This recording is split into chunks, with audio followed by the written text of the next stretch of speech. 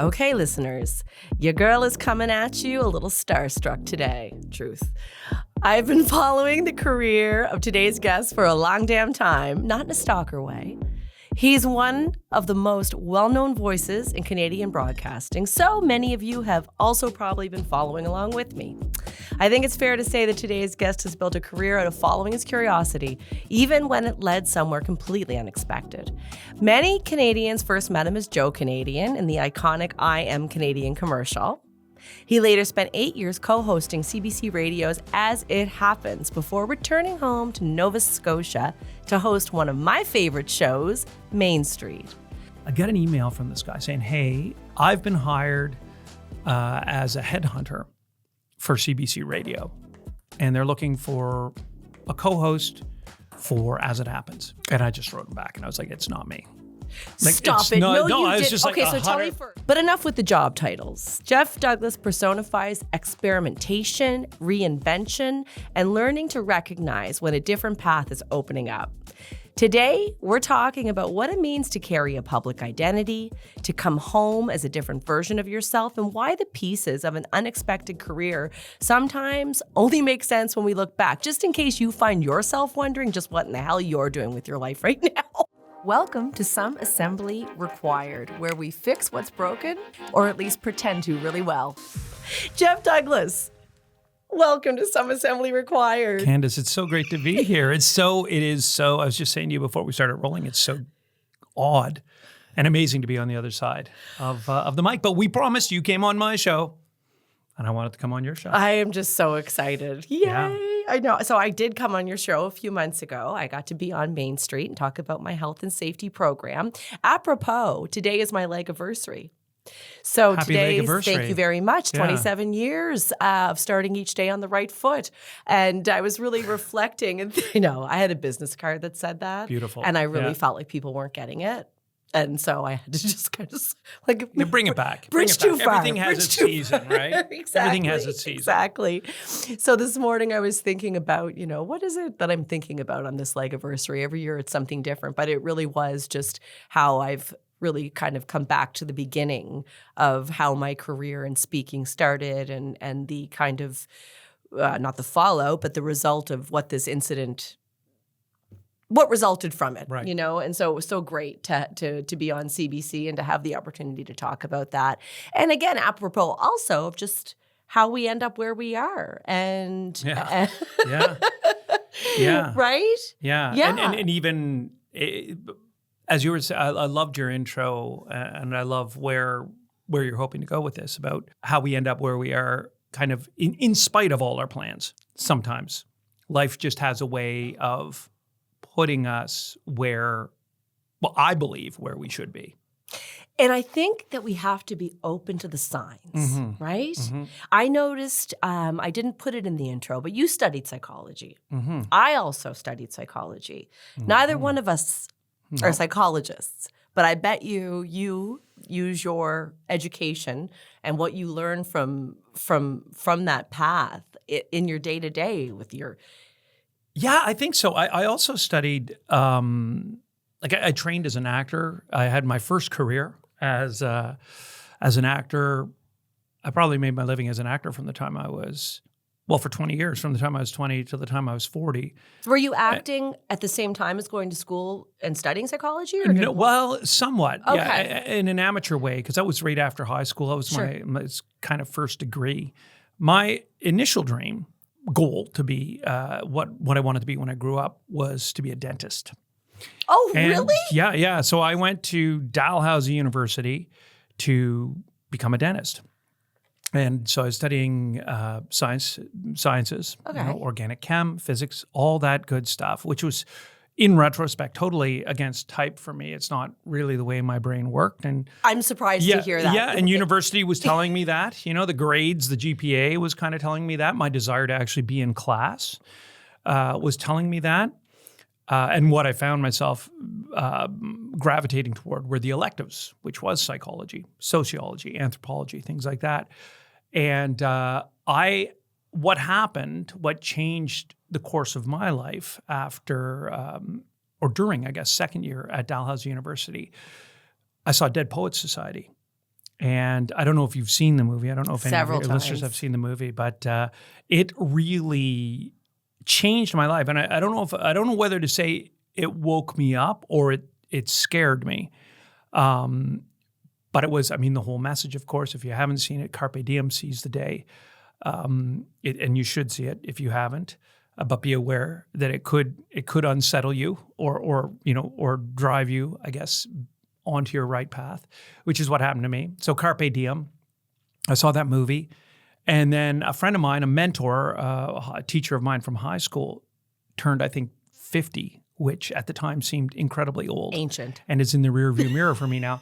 But I remember asking him, Art, that saying, I wish I knew at 18 what I know now. What is that? What's that thing? And he said, don't do anything for money. And those two, so I saw Dead Poets Society and then had that conversation with Art probably within 4 or 5 days of each other. And I called my parents and I said, I'm quitting school. I'm going to be an actor. And they freaked out. They were like, please don't do that. Don't do that. Stay in, get this degree. And so I switched to psychology and anthropology, sociology. And then finished Al and went off to Concordia to study acting. What I find, to go back to your point, if I use the psychology and stuff, I think I do. But not in the way necessarily people would expect. I was doing psychopathology, so it was still pretty science-based. And I took a lot of methodology courses, which was how to build experiments. And then also how to read journal articles and to read it with not skepticism, but with a healthy amount of awareness as to how decisions get made and how results are parsed and analyzed and stuff. And so it was always about, I guess, not seeing things in black and white. I'm pretty, when it comes to my morality, there's a lot of gray.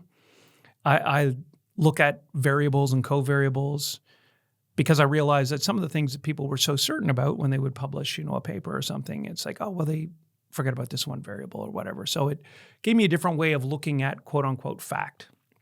Very curious. And truth. But what I use probably more in my day-to-day was the time I spent as an actor. Because that was what I learned. It took me a long time to learn about acting, was that acting is about listening. And that the truth of a scene, what you're creating, comes from what happens between people. And that listening is what gives you the magic. Like what you're doing creates my performance. That is the way, when I settled into acting, what it taught me.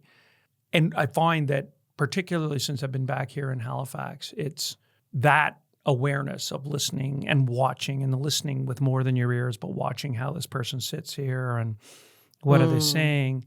How do they react to this question? If there's there's a lot of things, intangible things that you might not even be conscious that you're noticing, but there's a pace to the end of the question, the beginning of the answer. And you ask one question and there will be either a slightly longer pause or they'll jump in a little quicker. It's something that I would not be able to articulate in the moment, but something that when you're listening, you're sensitive to, right? When you're watching and all your attention is on the other person, that it informs you, okay, this is where we go from here. This is what they want to talk about. This is why they're here today. And so it is funny. I think the science from the psychology degree and the methodology in that gives me kind of a more open mind when I'm sitting down with anyone, depending on, or regardless of who they are or what they've been doing, at the time.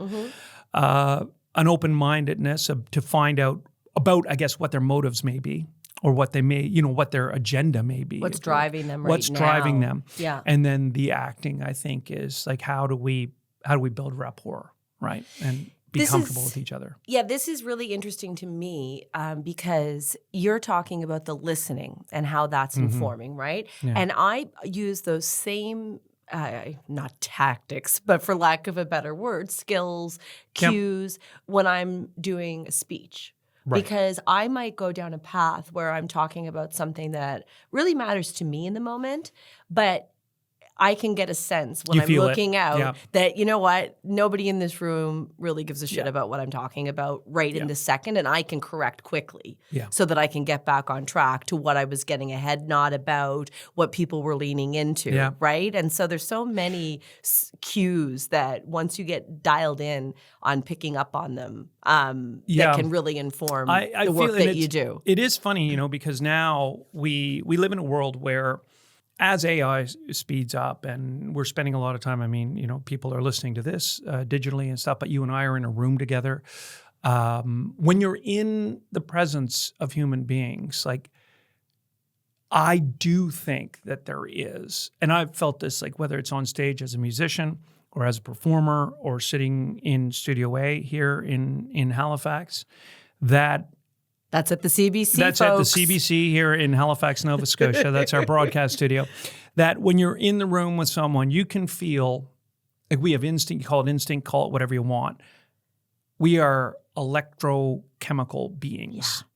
Like there's, I believe, not vibrate in the sense of like slow and fast or whatever, but that there's something tangible. So that's where I think, because I know exactly what you're talking about when you're giving a speech and you're like, no, this is not this crowd. Change course. Yep, this is not. Yeah, this is not where, or find another way to come at this. That's right. Yeah, this is not where they are right now. So what you just said about, feelings and connection and AI and the world we live in right now, I want to go all the way back to I Am Canadian, the rant.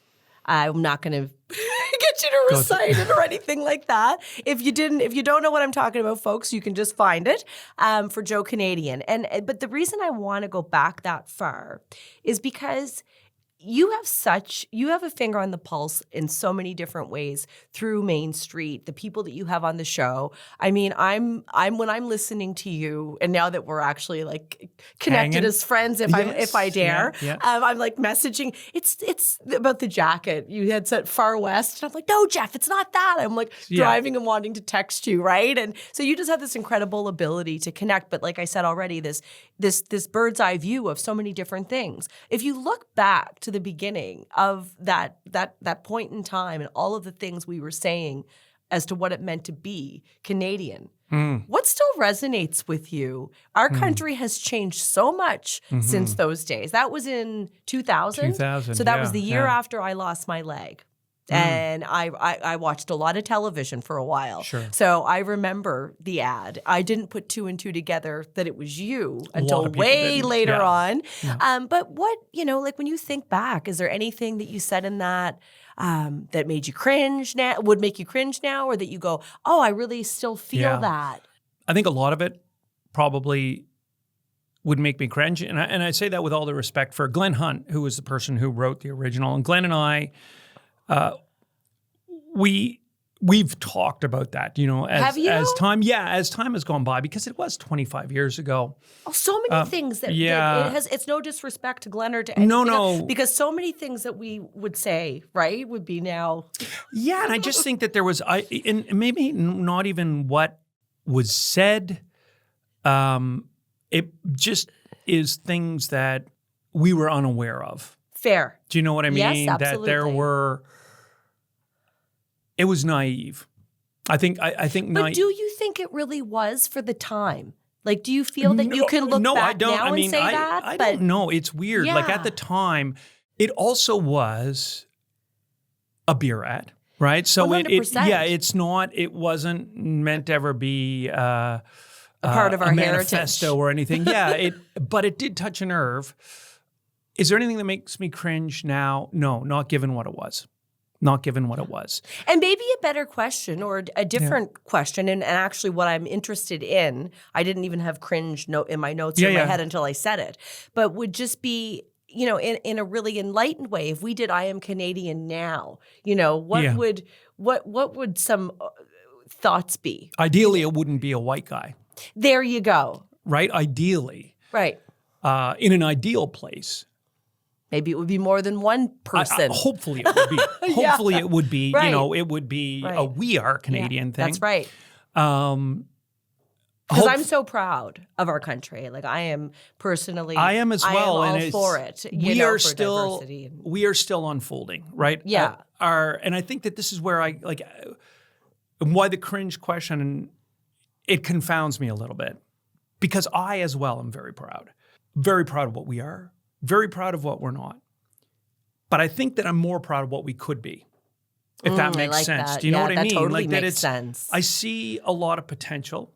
And this is, since I've come home here to Nova Scotia, I have been the beneficiary of a lot of generosity and a lot of patience on behalf of a lot of different communities that I was not born into, whether that's a Mi'kmaq community or the African Nova Scotian, Black Nova Scotian community, queer community, and communities whose lived experience and struggles, because of who I am, I was largely ignorant of.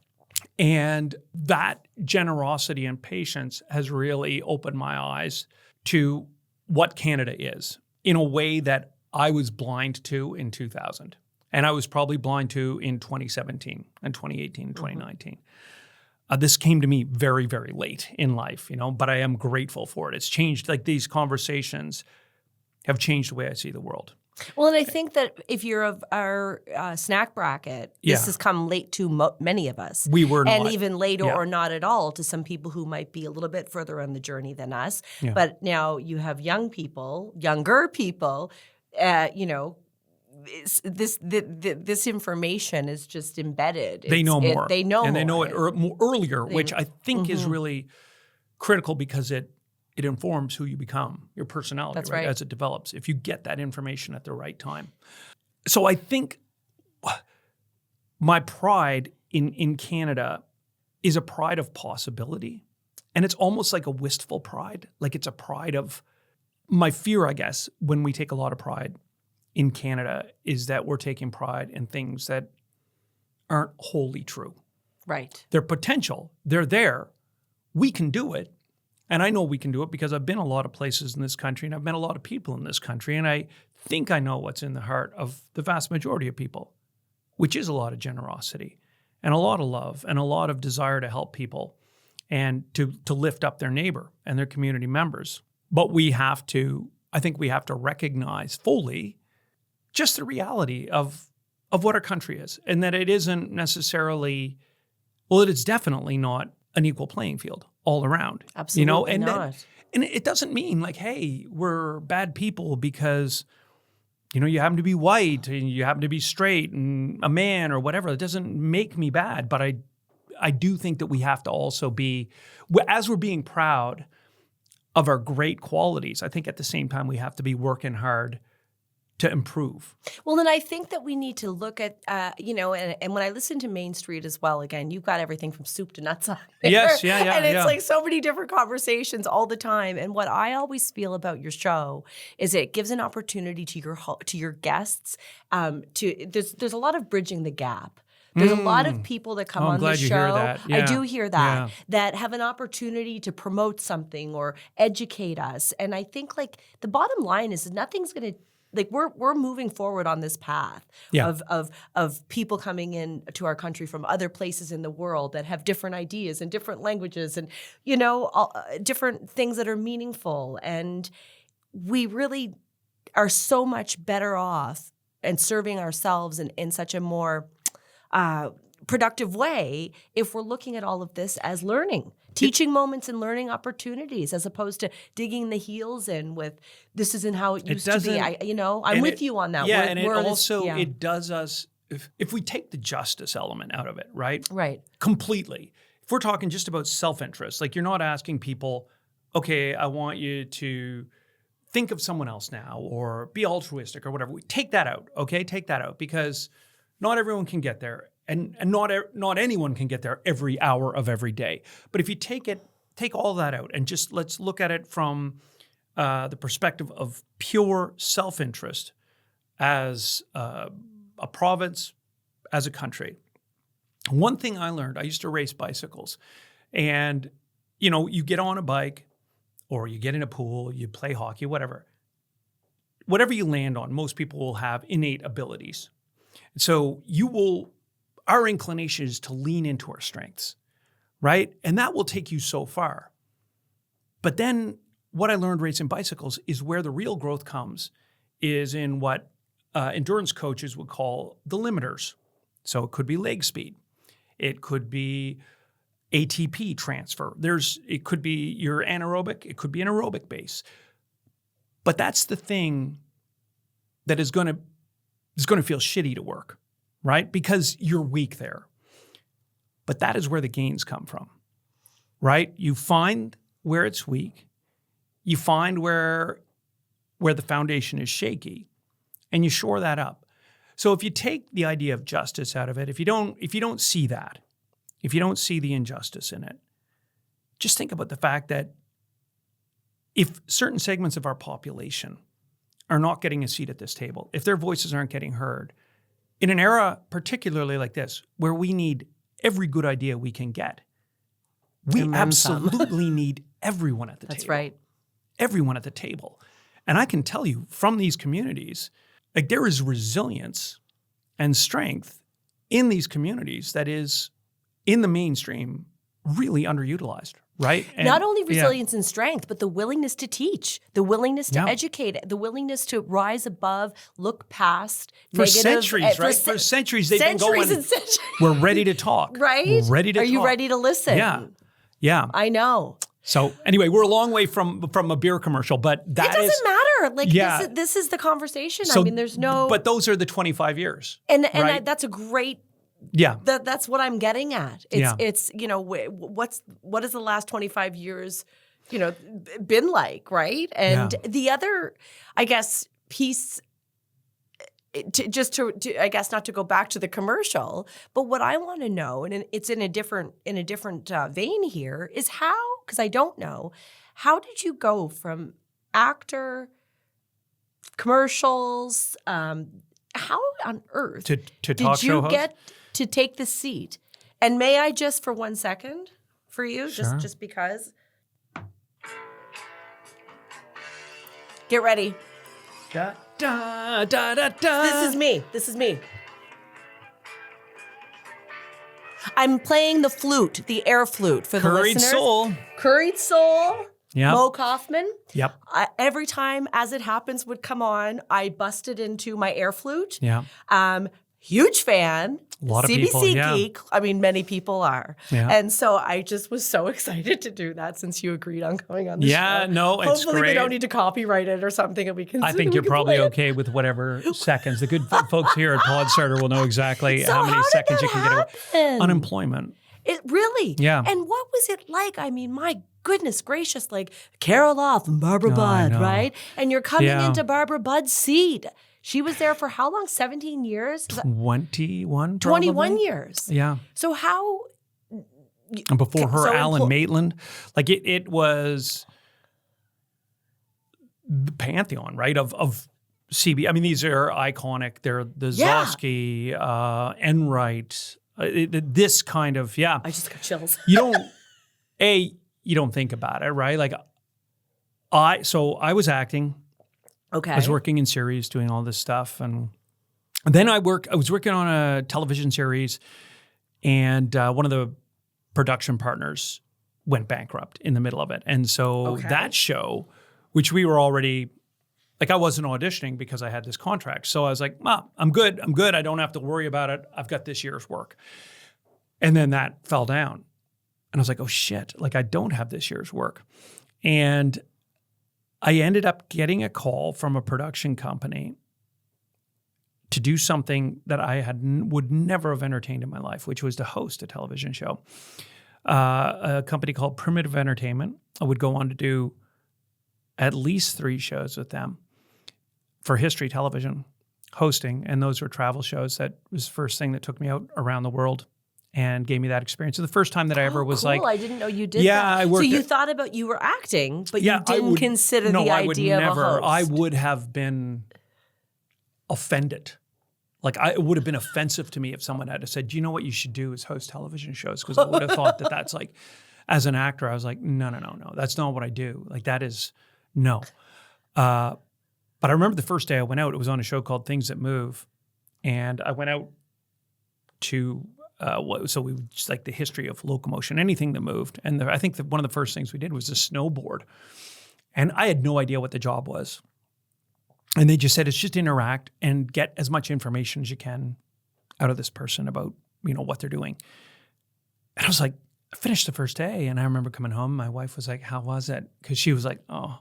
But I took it because we had a mortgage. Sure. And I was like, pay for this damned house. I got to pay my rent. I got to pay whatever. Got to pay the bills. Got to buy Well, when the you dog lose food. a year of work, yeah, and just it was like just that. It was all, yeah. Mm-hmm. And so when I came home, she was like, how was it? And I said, it was awesome. Like, I loved it. I loved it. And it reminded me, I started here acting. What a pleasant surprise. It was amazing. And it was revelatory, right? And so I did 3 shows with them. And then that got me into doing some work with National Geographic, which was fantastic. There was a Canadian who was running Nat Geo out of Washington, D.C., a guy who had run History Television. And so he had seen those shows. And when they finished, he was like, come do some stuff. So I did some live stuff for them. And then I did a show for them out of the UK. Then that stuff ended. And I got an email. From this guy saying, hey, I've been hired as a headhunter for CBC Radio. And they're looking for a co-host for As It Happens. And I just wrote him back. And I was like, it's not me. Like, Stop it. No, you I was did. just Okay, like so tell me first, were you a CBC person at that? No, you were not kind of just doing your thing and you were, yeah. I mean, it was like a morning person, like a lot of people are. Mm-hmm. But you weren't like, oh my God. No, I was not. No. Like I grew up with 8 tracks and LPs, a lot of Waylon Jennings and Merle Haggard and Willie Nelson and stuff like that. Love it. Very, very working class. I don't come from an academic, background at all. So it was, and not that certainly there weren't working class folks listening to the CBC, but our household was not. So I didn't know. And I was like, it's not me. Like, I'm not that person. Mm-hmm. And this guy kept coming back and said, I think like someone referred me to you. And I think that you should go in and at least, do the audition. I bet it's because of your voice. Do the audition. You have a great presence. I don't know. But you've got that voice. I don't know because I was like, that's Okay. why I was like, Right. I don't have that voice. I don't have the Alan Maitland in it because that's what I thought of, as a Okay. radio voice. And anyway, he did get me to do a read. So as I was doing some voice work for one of these history television shows, I got the audition material, which were, I realize now, scripts from Chris Howden, who's now in that chair, but has been going back to Barbara Budd, was the writer. And when I read it, I was in the booth, like the narration booth, and I just remember saying, Grant, the guy who's doing post-production, can I just take 5 minutes and rip this bullshit off and get this guy off my back? And I hadn't even looked at the stuff. I cold read it into the microphone, and I was like, that's awesome. Like, I love that stuff.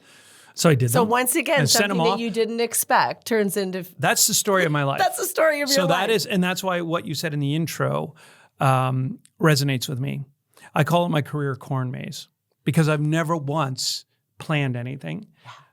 My life has been a series of unexpected doors opening and me just going, okay, and walking through, and then just whatever room I'm walking into, just trying to inhabit that room. And get the most out of it, enjoy the room, I guess, even more than inhabit it, because I don't want to say it's like there was nothing conscious about it. It's just like feel the room, get the energy of the thing, and see what you can bring to that. And that resonates with me because that's how I roll. Yeah. It's someone mentioned that. Maybe later on it's sparking an idea, and I might say, should I give that a shot, a podcast or a e-learning program, something beyond what I'm comfortable. Like you say, that's where the growth happens when we're working on the thing. It's where the fun is. Yeah, right? and even if it's not growth, like the thing you don't know, like for me, going back again to the history television and reading the As It Happens stuff, I was actively saying, I will not enjoy that.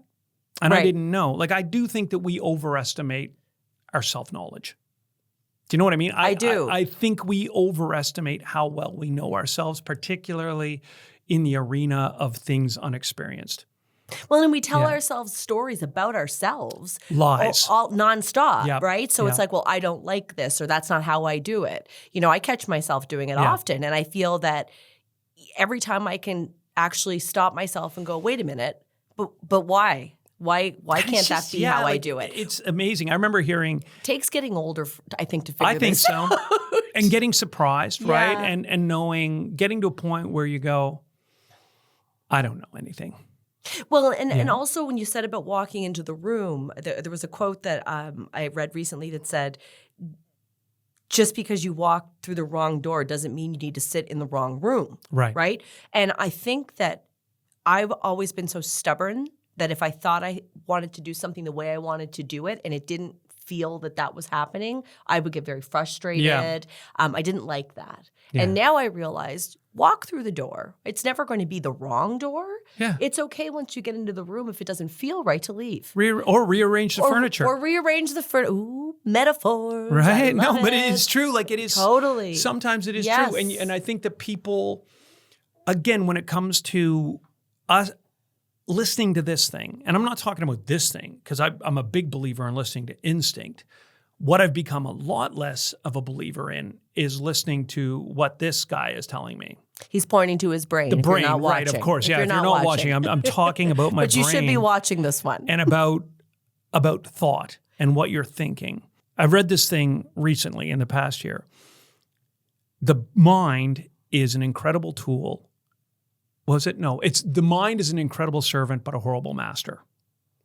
And it's so when you have a task that you need a brain, the brain, when you have to figure something out, it's amazing. But if it's calling the shots fully, it's unreliable at best because it's jumping to conclusions. It's working off half-truths. It likes shortcuts. It likes logic. It likes to make assumptions based on what has happened before. And it likes to be in control. Yeah. It's not. It's not. Never. And you cannot always judge the future by what's happened in the past, right? And that's a hard lesson to come to. But yeah, I would have said before, like, no, I would have attributed to people, no, it's their way or the highway. I would have walked into a room, felt a little bit of friction, been very uncharitable with the people that I'm working with or whatever. No, they want it this way. I'm out. It's not me. It's not my way. And what I've learned recently is that you can also say, is it possible to do it this way? And that 95% of the time people will go like, yeah, whatever makes it work for you. And isn't it interesting when you meet one of those people who that's their default? Because it's not yours or it's not mine. Yeah. I'm trying. Yeah, But when you talk to someone who goes, oh, yeah, sure, we could try that. Or, what? I'm like, wow. Alex Mason, our producer on Main Street, they're like that. What a great way to be. Yeah, yeah. It's just easier. like every day. And Alex has been in that job a long time. And when he hired me, like he was not getting a Bob Murphy, right, or a Stephanie DeMette. He was getting someone who had no experience as a journalist. I still don't think of myself as a journalist. That's something that my employers at CBC are like discourage me from saying, but they have a different mindset. Like my background is in the arts. Mm-hmm. It's a different thing, right? And anthropology, also a different mindset. But Alex, when I came in, he was just like, no, there's just something I liked about you. And the show will become what it becomes with you. They weren't, like Alex was not married to the way it had done before. And Alex is very inspirational for me in that way.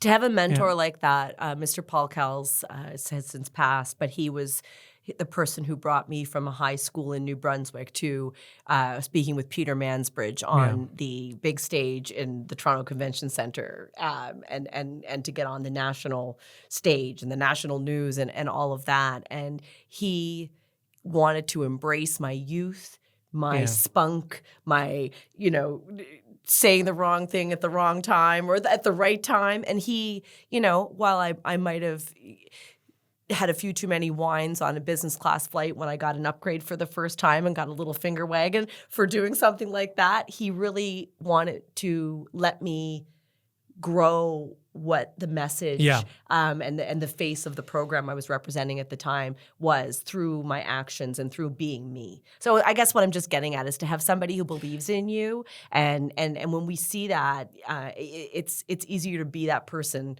for somebody else. And it's easy, like it's nice to have someone recognize your strengths and not always be, beating you over the head with your shortcomings. Let you figure that out yourself.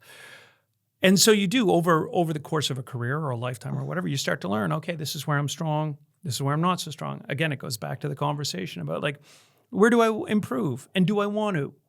Is that something that, and is that even improvement? Like, or is it just different? Like it's something I have just recently, like in the past couple of weeks at 55 years old, and to my team on Main Street, they said the least surprising news of 2026, just recently got diagnosed with ADHD. Along with a lot of, it seems to be everyone else, a lot of people, or certainly. I'm just putting off going to get tested. You have it. I guarantee. I keep doing something else. Yeah, no, that's it. So it's interesting that as we were talking about, what that is, and with the woman who diagnosed me, Janice, she talked about, what are some of the things and why maybe my life unfolded the way it did, and to what degree the type of brain I have would have directed me into some rooms and away from other rooms. One of the things that came up, she said, the medications can be quite helpful. They can be quite helpful. The stimulants in particular have a really high satisfaction rate. And so she said, I don't know, how do you feel about that? And she was very careful to come back, a week, she, sort of gave me my diagnosis. Then the next time I went in to see her, said, how's that sitting with you? And I was like, I'm not surprised. It's like confirmation for me. People in my life with ADHD have been telling me for years, you have ADHD. And as far as medication, I was like, no, I think I'm okay. Like, I think, like, my brain is weird. It works, but it kind of works in this way that has worked for me. Like I've again, fell into groups that accommodate it. And it is one of those things where things that people tell you are shortcomings, or things that you believe are a shortcoming, may not always be a shortcoming. I mean, sometimes they're just characteristics.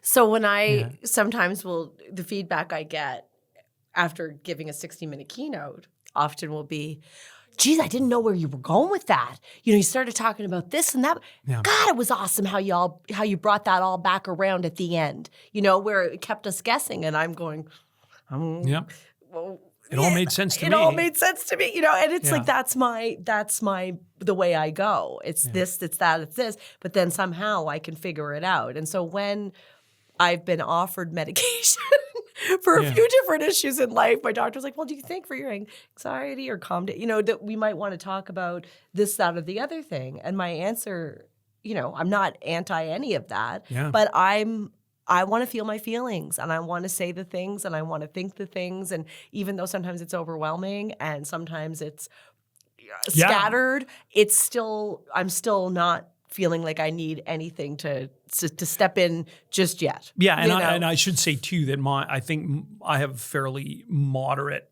kind of degree of it, and I do take medications for other things. Lots of medications. We're okay with medication, listeners. Anxiety, and I also say too that it's super personal. And I have since this diagnosis, and as I'm talking to people in my friend groups and saying, hey, I just got this diagnosis, there's so many people, particularly guys my age, who are like, 2 years ago, 3 years ago. The vast majority of guys have done the meds, and they're like, changed my life. Yep. Best thing I ever did. I'm like, I don't. My life, it's almost like it's working for me more than it's working against me. Mm-hmm. I think that's a good assessment. Yeah, when something's working for you more than it's working against you. I would encourage, of course, probably the conversation should include, or that decision should include, my wife and my coworkers, because they may be saying, no, It's They're actually, like, they're it's crushing actually, it up and putting it in your coffee. It is not working. It's not working. It's not working for you. You think it's working? Yeah. We're here to tell you. Yeah. And I mean, there may be that people it's not. listening as I stumble through some of these answers right now going, no, bro. No. Take the meds. Yeah. Tell me this. You know, we were just talking about your path in general, this whole life path. Yeah. We're on a big life I guess so. Yeah. It path seems here to be. today. Yeah. That seems to be where we're going, and I'm not surprised. When did you come home? When did you decide to move to Nova Scotia again? Probably started thinking about it 2018. I moved home here in 2019. Okay. My mom got diagnosed with dementia. And so I was just like, gotta go. If I can go. Yeah. And, just kind of, at the time, said a little prayer and said, if I'm meant to be there, open a door. And the doors just opened up. So I came home, had 5 amazing years with my mom where she knew me. And we had, all that dementia experience, all the wonderful and the horrible, And so that's what brought me home. Okay. Yeah. And so that was in 2018. 2019 is Or when 2019. I arrived back home. But yeah, it would have been around 2018. That's And right. you are in a band called Height Requirement. I am. And what I didn't realize was that this was something that you came back to that had started a long time ago in high school. Yeah. And I know that you have a tattoo somewhere on your body. This is a little tidbit for the listeners that says headphones, not microphone. Right there. Where I don't is know it? if you can see. Oh, there we go. Okay, The I was headphone trying to is here. sneakily That's look when it. you came in. Yeah, the headphone faces me and the microphone faces the guest. Okay. So it reminds me that the job is listening. But on the flip side, you're in the band and you're up there singing into the microphone. Yep. So you're doing both. Yeah. You've got the yin and you've got the yang. Yeah, I would think is Yeah. the yang is which one's the kind of chill out energy? The yin? The yin. Yeah, I know use this more because yin. I go to yin yoga to try to calm myself down. Yeah, I could use more yin, and I think that's like a societal thing too. 100%, Yeah. right? Just putting that, like I'll go to yin in the evening and I'm so careful now to stay in the zone, Yeah.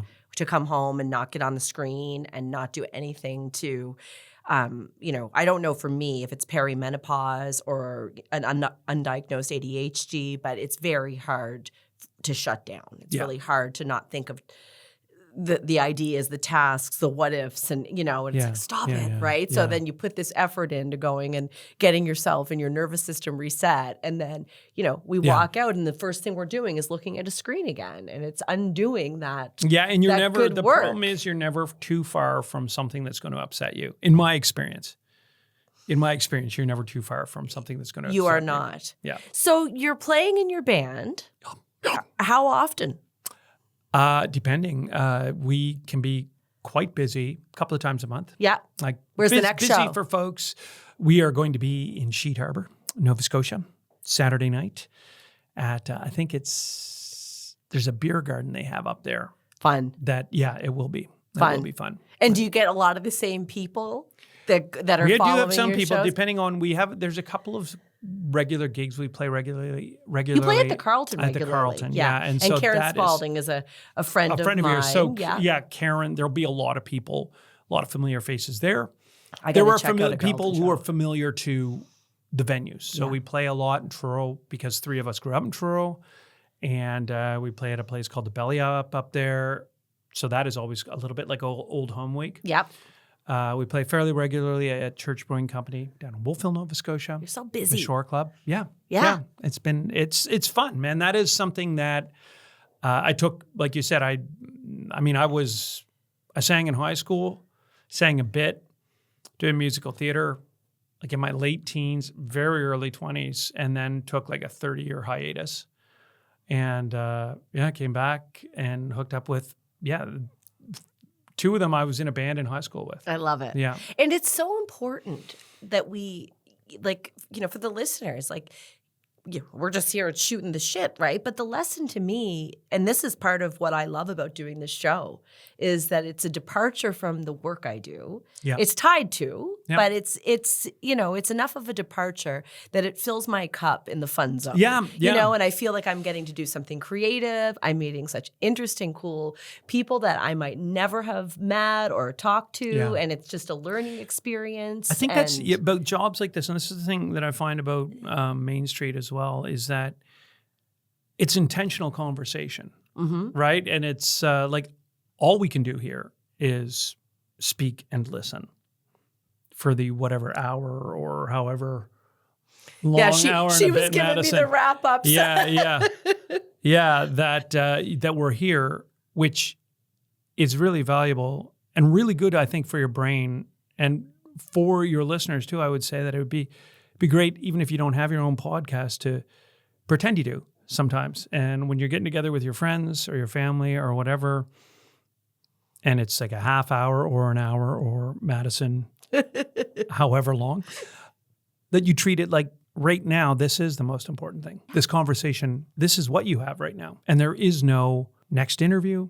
There is no grocery shopping tonight. Like, do the grocery shopping when you're grocery shopping. Wash the dishes when you're washing the dishes. And when you're with the people that you love or the people you want to communicate with, you're there.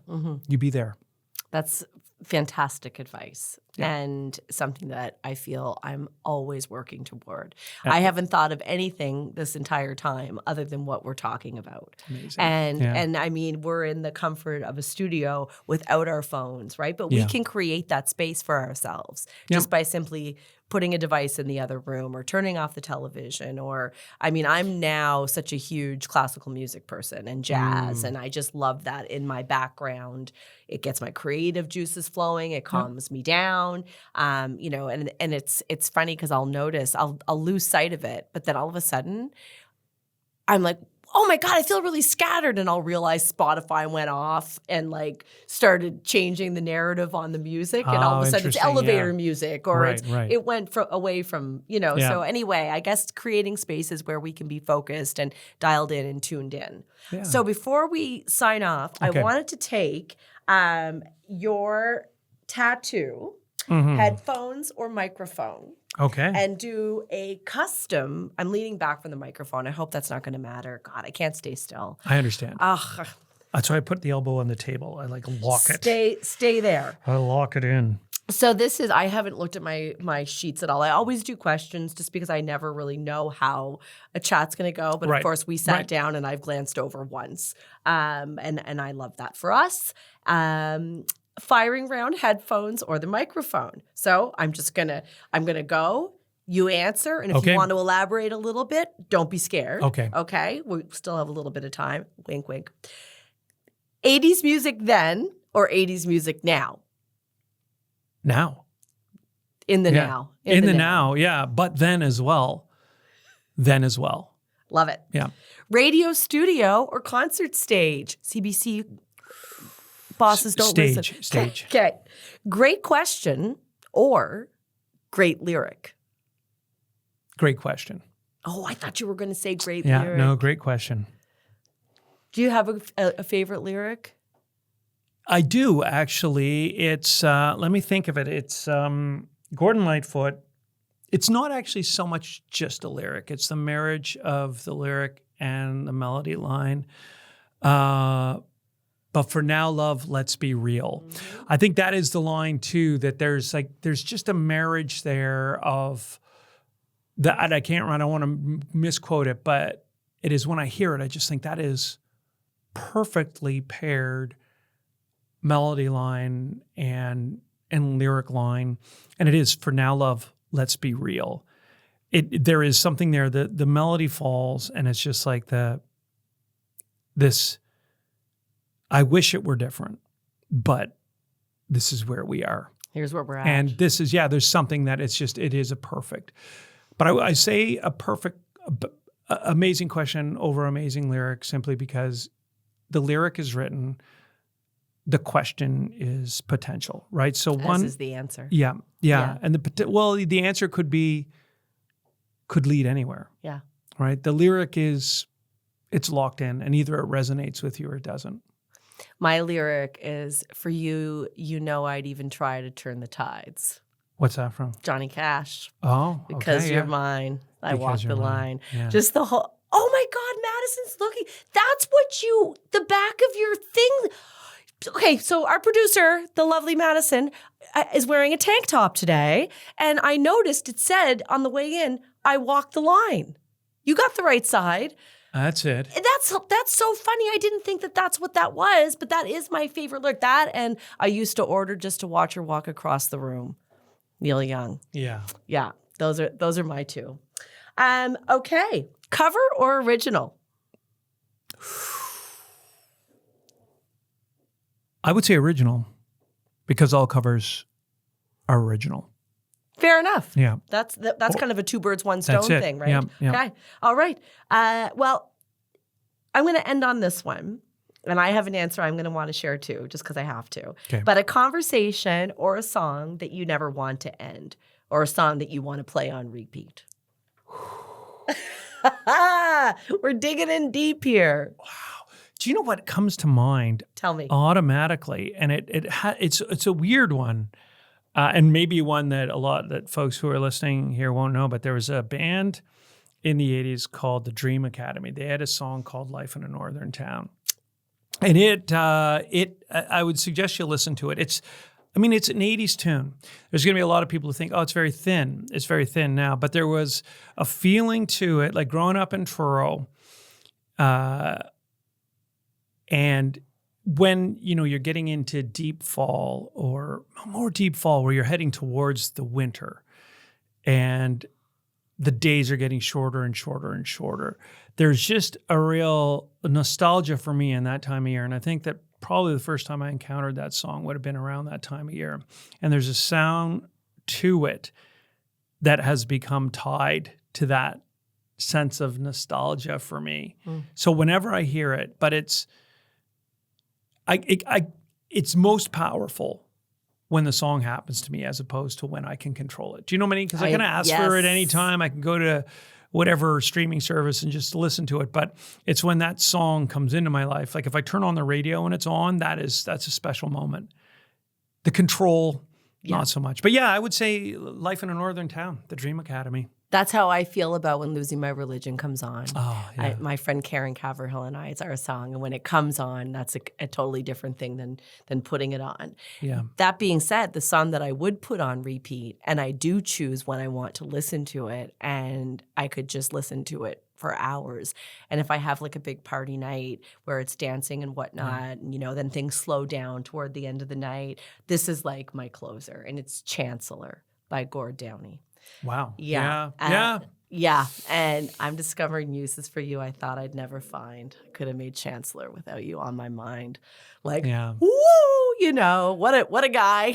What a guy. What a guy. What a guy. And to have a song that I love, and I know we're going over, but I want to just pay a little bit of a nod to letting go of the control, right? And that's why with my little nephew, when we're in the camper van, it's not VHS, but we watch DVDs. We're picking it and we're watching it. We're not going, I don't want to see that, and then flicking away, right? Yeah. I think in with regard to careers, commitments, relationships, it's just a world where it's getting so much easier to change the channel. And we've lost, it's okay to be bored. It's okay to be in that. Do you know what I mean? Like you're in the back of your camper van. You got a very finite DVD library. You've watched them all, but it's a shitty rainy day out. You're going to throw in Edward Scissorhands again for the 17th time. And you're going to watch it and you're going to go, you're going to start it like, but within that, there are going to be moments that are magic. Yes. And that is what we've lost. We've lost sometimes the magic of what happens in our brain when we're bored. I feel that being bored's making a comeback. I have been seeing all these different words coming up on social media, like snurtle, to get into your bed and do nothing. Oh yeah. Like I'm like, oh, snurtling sounds good. Like just you don't have to go to sleep, but you just can be comfy and rest and relax and be cozy and enjoy that feeling. I feel that that I think we've hit this time where, of course, we're going to keep going with AI and all of those crazy things, but the world does crave simplicity and to step back. And that's, we've got the records, and I wouldn't mind getting a landline if I'm being fully honest, just because I know may as that's well go to telegraph. Beep, beep, beep. But but it's okay. And I think, and I understand, I'm concerned for Madison now. I know. But we'll wrap it up. It is, I think it's okay for us to have technological tools. I'm certainly not an AI scholar, right? Like I'm not a Luddite, and I'm not an AI scholar. And I realize that I'm saying this and probably naive of some of the very real dangers to it. I think that what I mourn is not the advent of new tech or new technological tools. I just fear that we kind of look at them somehow as a replacement for this, right? That's an excellent... We can continue to be human with technical tools and technological tools. Keep that balance. Back to the yin and the yang. Yep. Jeff Douglas, wow. What a joy. What a joy. Thanks for coming all the way into the studio. Thank you. This has been fantastic. And yeah. And that's a wrap on today's episode of Some Assembly Required. If this conversation resonated with you, don't forget to follow, rate, and review the show wherever you're listening.